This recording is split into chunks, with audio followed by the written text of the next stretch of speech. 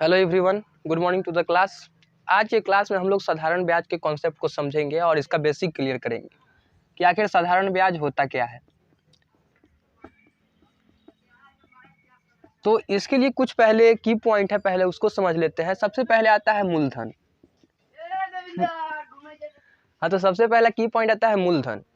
अब मूलधन क्या होता है? मूलधन उस धन को कहते हैं जिससे हम ब्याज पे लगाते हैं। मान लीजिए कि आप किसी व्यक्ति से 5,000 रुपये लिए, तो उस पर वे कुछ दर फिक्स करेगा। एक दूसरा की पॉइंट आता है दर, और तीसरा होता है समय। इस तीनों को हम समझने का प्रयास करेंगे। दर क्या होता है कि अगर आप किसी से 5,000 रुपये ले रहे हैं तो इसका कहने का मतलब ये है कि वो आदमी 5,000 देकर आपसे 5,000 वापिस नहीं लेगा।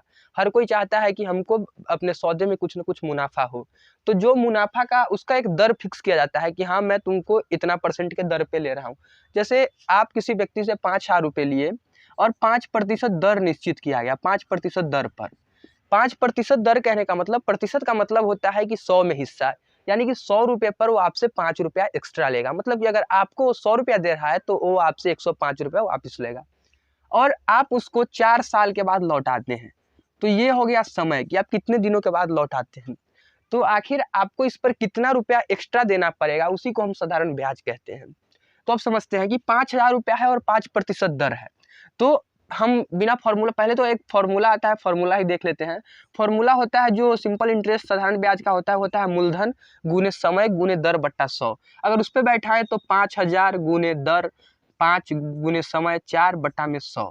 तो 2 जीरो से 2 जीरो कैंसिल आउट, 5 चौका 20 पंचे 100 पे 1 जीरो, यानी कि 1,000 रुपया आपको एक्स्ट्रा देना पड़ेगा। अब हम चलते हैं बिना फॉर्मूला क्या कि आखिर ये कहाँ से आया फॉर्मूला, उस कॉन्सेप्ट को समझने का प्रयास करेंगे। तो देखिए, कहा गया है कि 5% दर है।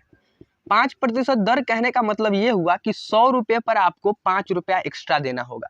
तो अगर हम 1 रुपये पे बात करें तो 1 रुपये पे 5 बट्टा 100 रुपया आपको देना पड़ेगा। और वही बात अगर 5,000 रुपये पे करें तो 5,000 रुपये पे 5 बट्टा 100 गुने 5,000 देना पड़ेगा। कहने का मतलब 50 पंचे 250 रुपया आपको एक्स्ट्रा देने पड़ेंगे उस सौदे पर 1 वर्ष के लिए। तो 4 साल के लिए आप लिए हैं, तो 1 साल में अगर हमको 250 रुपया देना है, 1 साल में 250 रुपया एक्स्ट्रा देना है, तो 4 साल में कितना देना होगा? तो 4 गुने 250 यानी कि 1,000 रुपया एक्स्ट्रा देना होगा। तो यहीं से जो कॉन्सेप्ट आया है, ये आया है सिंपल इंटरेस्ट का। अगर हम बेसिक समझ ले तो हमें फॉर्मूले की जरूरत नहीं होगी आगे सोल्व करने के लिए। इसी बेसिक कॉन्सेप्ट पे पूरा जो साधारण ब्याज है वो लाइज करता है। हाँ, तो अब हम चलते हैं फॉर्मूला के डेरिवेशन पे कि आखिर ये फॉर्मूला आया कहाँ से। तो अब इस बार हम टर्म लेंगे अलजेब्रिक फॉर्म में, यानी कि ABCD के रूप में। तो मान लेते हैं कि मैंने A रुपया कर्जा लिया T समय के लिए, और R इसका दर है। या फिर मान लेते हैं कि P रुपया कर्जा लिया T समय के लिए और R प्रतिशत इसका दर है। तो इसके लिए साधारण ब्याज क्या होगा? तो पहले हम समझ लेते हैं कि इस R प्रतिशत दर का मतलब क्या है। R प्रतिशत दर का मतलब है कि अगर 100 रुपया होगा तो उसमें R रुपया हमको एक्स्ट्रा देना होगा। 100 रुपये पे R रुपये।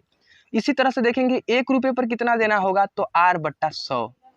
और यहाँ पे P रुपये पे हमें देना है, तो P रुपये पर होगा R बट्टा 100 गुने P, यानी कि PR बट्टा 100।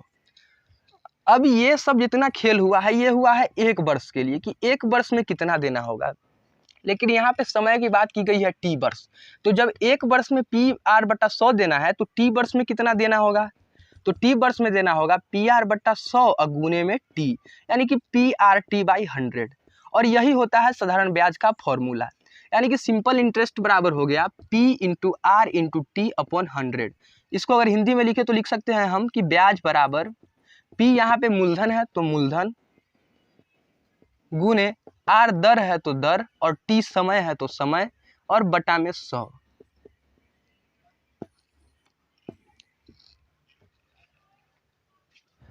हाँ, तो मिश्रधन जो होता है यह उस धन को कहते हैं जो हमें वापस लौटाना होगा। कहने का मतलब कि अगर मैंने किसी से कोई धन लिया तो इसको तो हम मूलधन कहते हैं, और जो धन हम लेते हैं उसको तो हम वापस नहीं करते। अगर 5,000 रुपया लिए तो उस पर एक्स्ट्रा लेगा, मान लेते हैं कि 1,000 रुपया एक्स्ट्रा लेगा।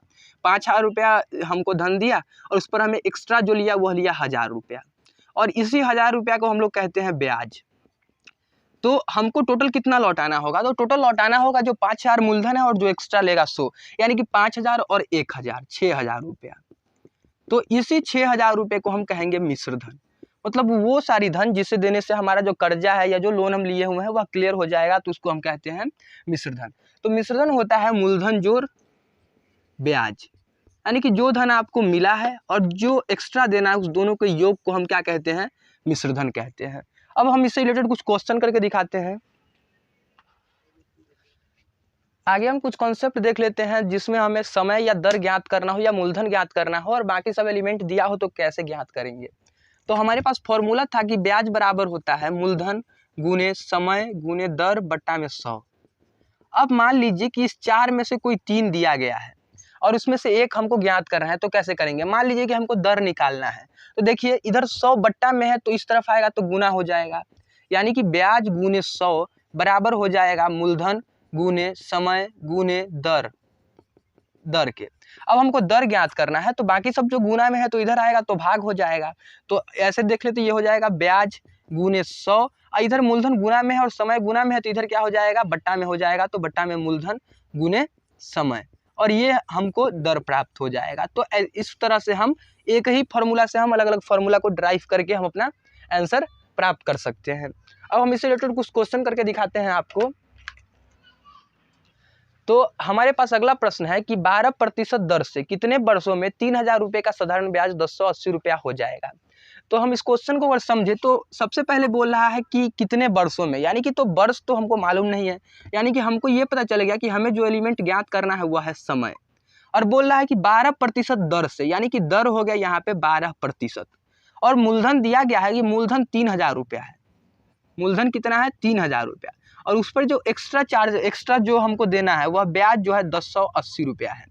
तो अब देखिए इसी फॉर्मूला में अगर हम देखें तो हमको ब्याज दिया गया है, मूलधन दिया गया है और समय दर दिया गया है, हमको समय ज्ञात करना है। तो देखिए सबसे पहले क्या करेंगे, ब्याज इधर 100 बट्टा में इधर जाएगा, गुना में हो जाएगा, तो ब्याज गुने 100, और इस 3 एलिमेंट में से जो 2 दिया है उसको हम बट्टा में रख लेंगे, तीसरा अपने आप हमको प्राप्त हो जाएगा।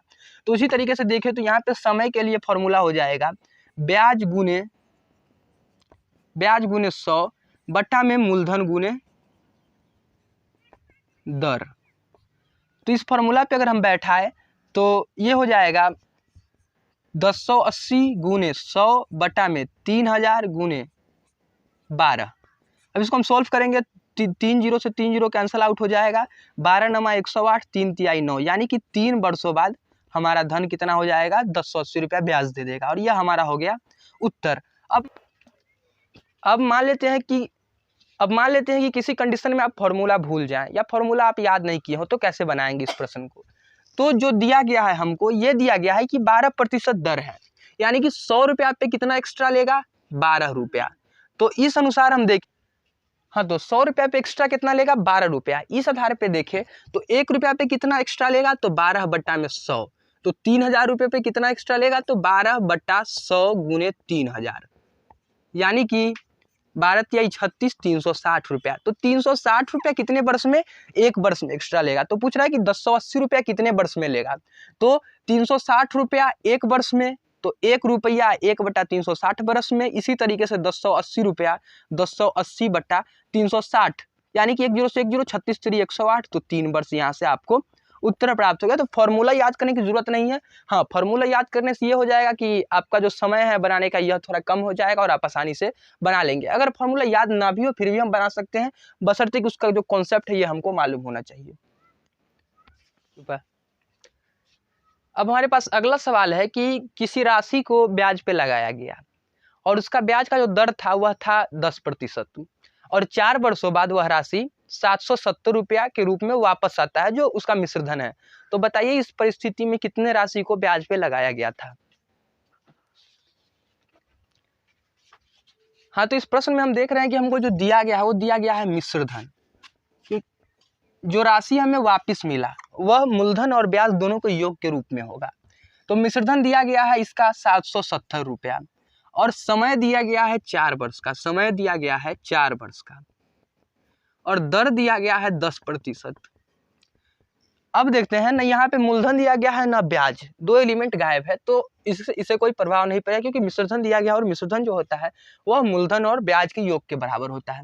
अब इसे हम 2 तरीके से बना सकते हैं। एक एक्स मानकर मान लेते हैं कि मूलधन कितना था, 100 रुपया, तो इस परिस्थिति में ब्याज कितना हो जाएगा, तो ब्याज हो जाएगा मूलधन गुने समय, समय 4 वर्ष है, गुने दर बटा में 100, यानी 1 0 से 1 0, 2 से 5, यानी 2x/5 हो जाएगा। तो अब अगर हम मिश्रधन यहाँ पे निकाले तो मिश्रधन हो जाएगा मूलधन जोड़ ब्याज, यानी कि x जोड़ 2x बटा 5।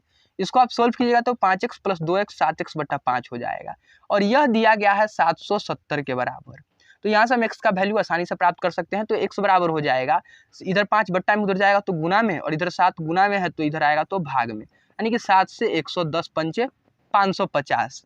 अब हम दूसरा तरीका देखते हैं बिना x माने हुए। तो मान लेते हैं कि राशि जो हमारे पास है वह 100 रुपया था, तो 100 रुपये पे कितना हो जाएगा, तो 100 गुने 4 गुने 10 बटा में 100, यानी कि 2 0 से 2 0, 10 चौका 40, यानी कि 100 रुपये पे हमें ब्याज मिलेगा 40 रुपया। तो मिश्रधन कितना हो गया, 100 जोड़ 40 यानी कि 140, और यह बराबर दिया गया है 770 के। तो एक बराबर हो जाएगा 770 बट्टा 140, तो 100 बराबर हो जाएगा 770 बट्टा 140 गुने 100 के। यहाँ से देखें तो 1 0 से 1 0 कैंसिल आउट, 7 दूनी 14, 7 से 11 मरतबे, 2 से 50 मरतबे, 11 5 55 0, फिर भी इतना ही होगा। आप इस तरीके से आसानी से बना सकते हैं। तो आज के क्लास के लिए इतना ही। आज हम जो साधारण ब्याज होता है इसके बेसिक को कवर किए हैं और देखिए कि इसका फॉर्मूला कहाँ से आया है और ये कैसे बनाया जाता है। अगले क्लास में हम इससे रिलेटेड कुछ क्वेश्चन करेंगे जो इस बेसिक लेवल से लेकर एडवांस लेवल तक होगा। वीडियो आपको पसंद आए तो लाइक कर दीजिए, और आप ऐसे ही अगर चाहते हैं पढ़ते रहना हमसे तो चैनल को सब्सक्राइब कर सकते हैं। वीडियो देखने के लिए धन्यवाद।